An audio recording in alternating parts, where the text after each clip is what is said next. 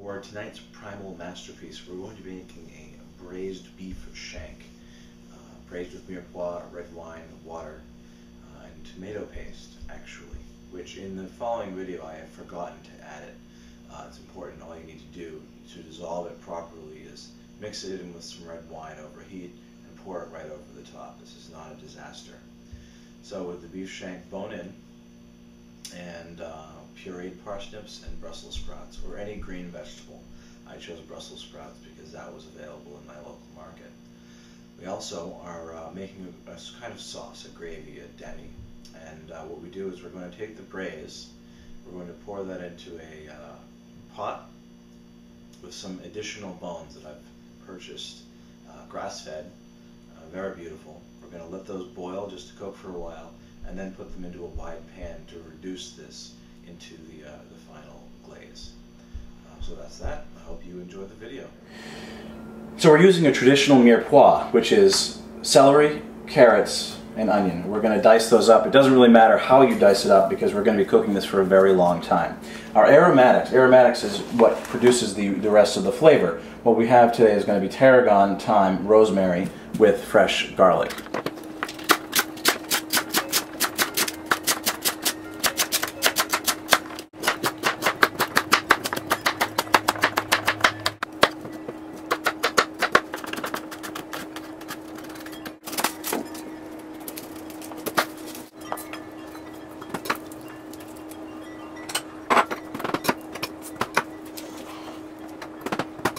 So we put our carrot, celery, onion, and garlic into our roasting pan.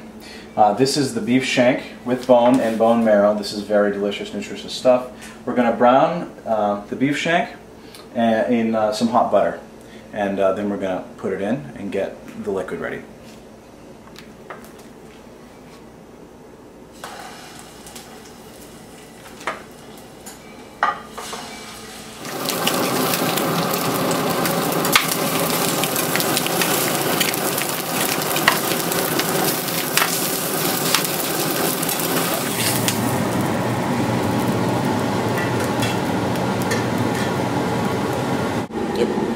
So save a little bit of mirepoix to cover toward the end. And now we're going to add our liquids. So we're going to deglaze the pan that we used to brown the beef. Now browning gives it flavor, and some of that flavor is stuck to the pan. So we're going to flavor the red wine we're using with the contents of the pan. Then we're going to pour it over the beef. Now for the red wine you choose, my suggestions are something that you would drink with beef. So for that, Cabernet, Syrah, Cab Franc, those are really good choices. I would avoid fruitier reds like Pinot Noir or Beaujolais. They're too fruity, they're just not really going to add quite the flavors you want to the dish. But it wouldn't be the end of the world either. This is a flexible process. So add the wine to the pan, and we're going to add the herbs that we're going to use in the final product. Now for this, I'm using half a bottle, but that's mostly because I haven't really decided yet what I'm using for my second liquid in the pan. So I think I'm just going to use water because you're going to get plenty of flavor out of the beef bone, and all you really need is some additional moisture to cook everything. So use some tarragon. Again, I'm pretty liberal with my quantities. Just make it look good. The herbs are going to add flavor, and it's going to be distributed for long periods of time. So you want all the flavors to hold up over time here.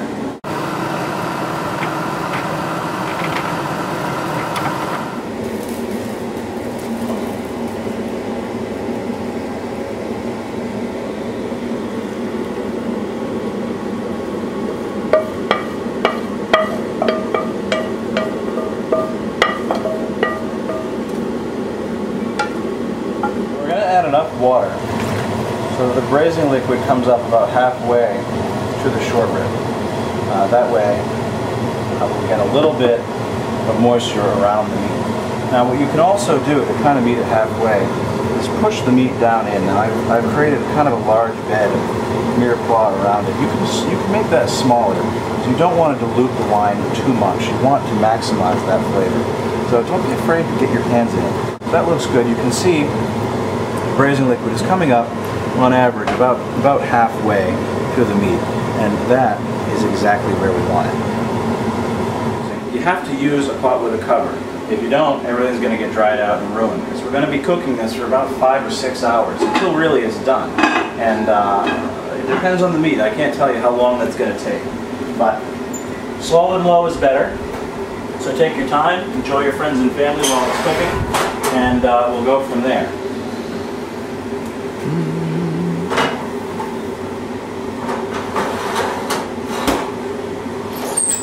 So my temperature is only 250 degrees, so I don't feel compelled to check it for at least 2 or 3 hours, because it's going to take a long time just for it to get up to boiling anyhow.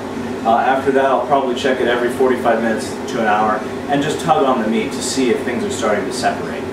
It's very hard to overcook this because it takes a very long time, so don't panic, enjoy yourself, and enjoy the way your kitchen smells for the next 5 hours. We're going to have a parsnip puree and bacon sautéed Brussels sprouts. So I'm going to show you very quickly how to make the parsnip puree. It's very easy. We're just going to cut them, skin them, throw them in the steamer. That's it.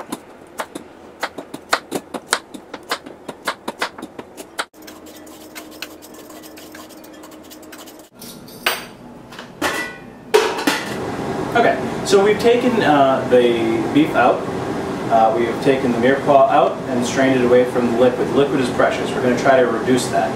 So what we have here is we have added frozen beef bones. They have been thawed to all of the juices from that braise that have already cooked off a lot of beef flavor. So we're going to let this reduce. I'm going to be stirring it and try to aggressively reduce it in a few minutes. But for now, I'm just going to let it cook off some flavor out of the beef bones, and I'm going to do a couple of other things. Okay, so this is the meat that we have cooked. It's extremely tender, as you can see. What would have been completely chewy and inedible meat is completely solid, soft and falling apart. What you have in here is a lot of remaining fat and connective tissue, which isn't really all that enjoyable texturally. So what we can do now is take all of the meat and just shred it. You're just mushing it up, and you're letting it go into the pan. And as you do that, any pieces of fat or connective tissue that remain stringy or attached or in large globules are not delicious, so I would remove them. But for now, it's going very well. Everything is broken down really beautiful. And we're going to shred it, and we're going to press it into this pan. And we're going to make a brownie out of it. This is presentational. It makes it easier to eat. It makes it more delicious because you don't have to move around all the fat. The fat's tasty, but we've done all we can do with the fat in terms of flavor. And it's time to move it out of the way and enjoy the protein. So once you've finished shredding the meat, just press it into the pan so it creates a meat brownie. So we're starting to get some thickness on the braise. This braise is going to be a sauce, it's going to be a garnish. It's going to be pretty intensely flavored, so you're not going to need a lot of it. It's just going to coat the final meat, and it's going to add a little bit of moisture. Now, with a meat brownie, we're actually going to put it in the fridge for a little while and let the fat set. Not for too long. You could do it overnight. And if you were to make this for a group, I would suggest you first off start off with more meat, but also prep this the day before, because once this is done, most of it's easy. You just cut it, heat it, and serve it. So add some butter. I like about this much. Use really good butter, preferably pasteurized, grass-fed. That's important. That's always important. Throw it in there. I like to throw it in there before the cream. Try to get the butter to melt and add some liquid to it. We'll add a little bit of heavy cream afterwards, which is Primal, not paleo. I do enjoy the distinction because cream is delicious, but it's not for everybody.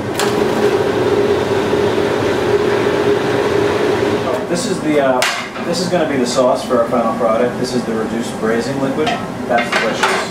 Right now we're just heating up some butter because I have finished letting these set. This is our short rib brownies. We're going to throw this into the pan, get a light crisp on the outside, and we'll serve that over a parsnip puree. And just add some green vegetables because everyone loves green vegetables. I have some Brussels sprouts roasting, but really any green vegetable will work. So just to crisp up the brownie, we're going to throw it in a pan with a little bit of butter. Really good butter, by the way. Never cheap out. I've already said that, but it's worth repeating. The longer these set, the easier it will be to retrieve from the pan. Doing this in a little bit of a rush, but that's okay.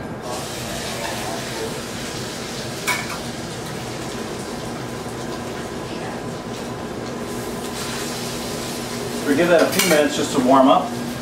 And just crisp up the outside.